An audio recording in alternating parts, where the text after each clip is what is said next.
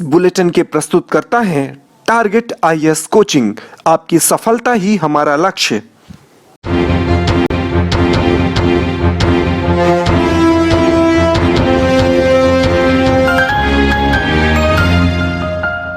नमस्कार, आप देख रहे हैं रीवा दर्शन। मैं हूं उपेंद्र द्विवेदी। आज मैं आपको कोरोना संक्रमण के अब तक के आंकड़े के बारे में विस्तार से जानकारी दूंगा। तो आइए जान लेते हैं क्या है अभी तक का पूरा आंकड़ा।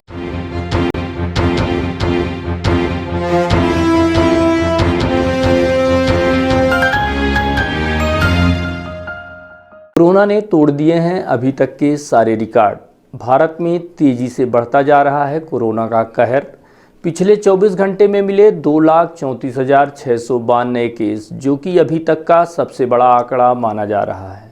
लगातार 3 दिनों से यह संख्या लगभग 2 लाख के ऊपर भारत में जा रही है, जिसकी वजह से हालात बेकाबू होते जा रहे हैं। देश में लगातार कोरोना का कहर जारी है।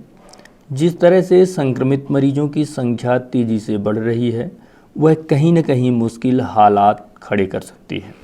रोज़ाना जिस तरह कोरोना की रिपोर्ट आ रही है, वह आंकड़े अत्यंत भयावह और डरावने देखे जा रहे हैं। पिछले दिनों महज 24 घंटों की बात करें तो देश में कोरोना के 2,34,652 नए मरीज एक साथ सामने आए हैं और कोरोना के अभी तक के सारे रिकॉर्ड टूट गए हैं। इसी के साथ 1,341 लोगों ने अपनी जान भी गंवाई है। एमपी में कोरोना संक्रमण को लेकर हालात बेकाबू होते जा रहे हैं और यहाँ भी अभी तक के सभी रिकॉर्ड टूट चुके हैं। मध्य प्रदेश की अगर बात की जाए तो यहाँ पिछले 24 घंटों में 11,045 संक्रमित मरीजों की संख्या एक दिन में सामने आई है तथा 60 लोगों ने अपनी जान गंवा दी है। अकेले भोपाल की बात करें तो वहाँ महज एक दिन में 1,669 नए मामले सामने आए हैं, वहीं 6 लोगों की मौत हुई है। इसी तरह से इंदौर में 1,656 संक्रमित मिले, जिसमें 7 लोगों की मौत हो गई। बात करें जबलपुर की तो यहाँ 758 संक्रमित आए और 7 लोगों की मौत भी हो गई है। लगातार दूसरे दिन 300 के पार रही कोरोना संक्रमित मरीजों की संख्या। शुक्रवार को 315 मरीज पाए जाने के बाद एक बार फिर से शनिवार को अब तक के सारे रिकॉर्ड टूट गए हैं और शनिवार को भी रीवा में 346 कोरोना संक्रमित मरीज सामने आए हैं। 1,479 लोगों की जांच की गई, जिसमें 346 लोग संक्रमित मिले हैं। लगातार तेजी से बढ़ रहा यह आंकड़ा भयावह माना जा रहा है। रीवा की स्थिति क्या है और अस्पताल में संक्रमण को रोकने की दिशा में किस तरह के प्रयास किए जा रहे हैं, इस संबंध में भी हम आपको विस्तार से बताते हैं। रीवा में भी जिस तरह से कोरोना का कहर जारी है, वह अत्यंत भयावह है। 2 दिनों में यहाँ संक्रमित मरीजों की संख्या 300 के पार रही है। वहीं अगर अभी तक के टोटल संक्रमित व्यक्तियों की संख्या देखें तो वह शनिवार को 6,470 पहुंच चुकी है। हम अगर पिछले 11 दिनों की बात करें तो कोरोना संक्रमण का प्रकोप अत्यंत तेजी से बढ़ा है। रीवा में अब तक कुल मरीजों के आंकड़े को देखें तो अभी तक में 6,470 पहुंच चुका है। वहीं इनमें से स्वस्थ हुए लोगों की बात करें तो उपचार के बाद 4,700 लोग पूरी तरह से स्वस्थ भी हो चुके हैं। रीवा जिले में पिछले 1 वर्ष में कोरोना संक्रमण से 38 लोगों की मृत्यु भी हो चुकी है।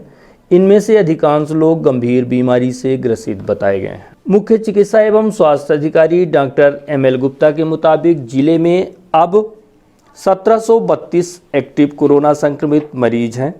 कोरोना उपचार के लिए सभी आवश्यक सुविधाएं उपलब्ध कराई जा रही हैं। ज़्यादातर सामान्य तौर पर जो संक्रमित व्यक्ति हैं उन्हें होम क्वारंटाइन में ही उपचार दिया जा रहा है। इसके अलावा जिले में कोरोना रोगियों के उपचार को लेकर ऑक्सीजन युक्त ICU के कुल 621 बेड उपलब्ध कराए गए हैं। इनमें से 335 बेड में कोरोना संक्रमितों को रखा गया है तथा 90 में कोरोना सस्पेक्टेड रोगियों का उपचार चल रहा है। अभी भी 396 बेड उपलब्ध हैं। इसके साथ ही संजय गांधी चिकित्सालय में कोविड वार्ड भी बनाए गए हैं, जहां बेहतर इलाज चल रहा है। हम बात करें ताजे आंकड़े की तो शुक्रवार को रीवा में 1,008 लोगों की जांच की गई, जिसमें 315 लोग संक्रमित पाए गए। यह आंकड़ा अत्यंत खतरनाक माना जा रहा था कि दूसरे दिन यानी शनिवार को भी कोरोना का आंकड़ा एक दिन के सबसे बड़े आंकड़े के रूप में सामने आया। शनिवार को 1479 लोगों की जांच के सैंपल लिए गए, जिसमें से 346 लोग एक दिन में पॉजिटिव मिले हैं। जिसमें बात करें रीवा शहर की तो 190 लोग पॉजिटिव पाए गए तथा ग्रामीण इलाकों के आंकड़े पर नज़र दौड़ाएं तो शनिवार को गोविंदगढ़ में 11, नई गढ़ी में 8, गंगेव में 20, रायपुर करचुलियान में 12, मऊगंज में 30, हनुमाना में 7, जबा में 26, त्योंथर में 22 तथा सिरमौर में 20 संक्रमित मरीज मिले हैं। सबको मिलाकर रीवा जिले का आंकड़ा 346 पहुंच गया है। पूर्व मंत्री व रीवा विधायक राजेंद्र शुक्ल द्वारा विधायक निधि से ऑक्सीजन कंसंट्रेटर मशीन खरीदने की स्वीकृति दी गई है।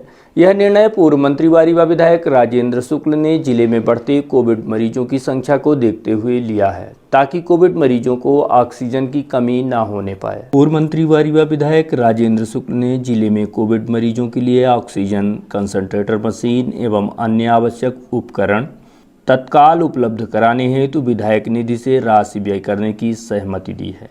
कलेक्टर रीवा को प्रेषित पत्र में श्री शुक्ल ने कहा है कि कोरोना संक्रमण की विकट परिस्थिति से निपटने हेतु यदि किसी प्रकार की अन्य सहायता की मदद उनसे अपेक्षित हो तो चर्चा करके आवश्यक व्यवस्थाएं सुनिश्चित कराएं। उन्होंने कहा कि पूरे प्रदेश के साथ रीवा जिले में भी कोविड मरीजों के लिए ऑक्सीजन की सुगम उपलब्धता का संकट आसन खड़ा है। ऐसे में यह आवश्यक है कि हम सभी मिलकर उसके वैकल्पिक उपाय खोजें तथा उसे अमल में लाएं। इसी क्रम में रीवा विधायक ने विधायक निधि से 2021-22 तथा आवश्यक उपयोग के लिए ऑक्सीजन कंसंट्रेटर मशीन व अन्य आवश्यक उपकरण क्रय करने संबंधित सहमति पत्र कलेक्टर को दिया है। पूर्व मंत्री व रीवा विधायक राजेंद्र शुक्ल तथा कलेक्टर डॉक्टर इलैयाराजा टी शनिवार को संजय गांधी अस्पताल में बनाए गए कोविड वार्ड में पहुंच गए और वहां की व्यवस्थाओं का जायजा लेते हुए पीपीई किट पहनकर वहां भर्ती मरीजों से मुलाकात कर उनका हाल भी जाना। पूर्व मंत्री एवं रीवा विधायक राजेंद्र शुक्ल तथा कलेक्टर डॉक्टर इलैयाराजा टी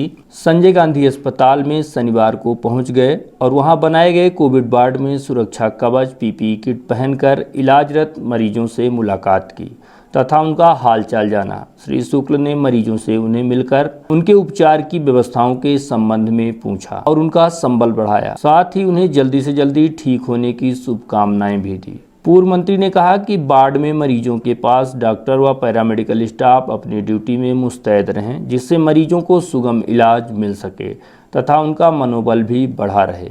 इस दौरान अपर collector Ila Tiwari, dean medical college doctor Manoj Indulkar, Naresh Bajaj, doctor Yatnesh Tripathi, doctor Chaurasia, doctor Rakesh Patel व डॉक्टर उमेश सिंह मौजूद रहे। जिला पंचायत सीईओ के निर्देशन पर ग्राम पंचायतों में भी क्वारंटाइन की व्यवस्था बनाई गई है। कोरोना वायरस की दूसरी लहर अत्यंत तीव्र गति से बढ़ रही है, जिसके बाद जिले के अन्य राज्यों में अप्रवासी श्रमिकों का भी आना जाना शुरू हो गया है, जिसको ध्यान में रखते हुए जिले भर में प्रत्येक ग्राम पंचायतों में बेहतरीन क्वारंटाइन सेंटर बनाए जा रहे हैं। लगातार बढ़ रहे महामारी के प्रकोप को देखते हुए यह व्यवस्था बनाई जा रही है। इस संबंध में जिला पंचायत सीईओ स्वप्निल बानखड़े द्वारा देश के अलग अलग प्रांतों से आने वाले अप्रवासी श्रमिकों की सुरक्षा को ध्यान में रखते हुए लिया गया है, जिसमें कई ऐसे प्रांत भी हैं जहां अत्यंत तेजी के साथ कोरोना का प्रकोप है। ऐसी स्थिति में वहां से आने वाले अप्रवासी श्रमिकों के कारण संक्रमण बढ़ने का खतरा ज़्यादा हो जाता है, जिसे रोकने की दिशा में जिले की समस्त ग्राम पंचायतों में क्वारंटाइन सेंटर बनाए गए हैं। जिला पंचायत सीईओ स्वप्निल बानखड़े द्वारा निर्देश दिए गए हैं कि तत्काल यह व्यवस्था बनाई जाए।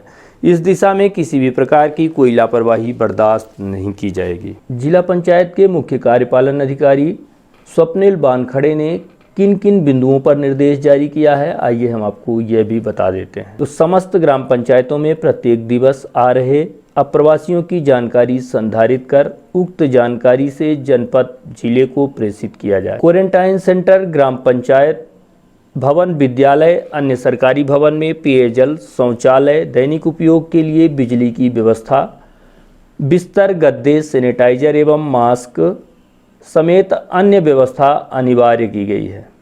यदि अप्रवासियों के लिए भोजन व्यवस्था उनके परिजनों द्वारा नहीं की जाती तो संबंधितों के लिए भोजन की भी व्यवस्था की जाए। इसके अलावा प्रवासियों को क्वारंटाइन सेंटर में 5 दिन रखा जाएगा। उसके उपरांत जांच कर घर जा सकेंगे। क्वारंटाइन सेंटर में आवश्यक सुविधाएं सचिव द्वारा उपलब्ध कराई जाएंगी। इनके अलावा पटवारी, आशा, आंगनवाड़ी कार्यकर्ता एवं एएनएम को भी निर्देश जारी किए गए हैं कि उक्त क्वारंटाइन सेंटर में बेहतर संचालन हेतु जनपद स्तर से अधिकारियों की ड्यूटी भी लगाई गई है। सेंटर में आवश्यक फ़ोन नंबर भी दीवार पे लिखे गए हैं।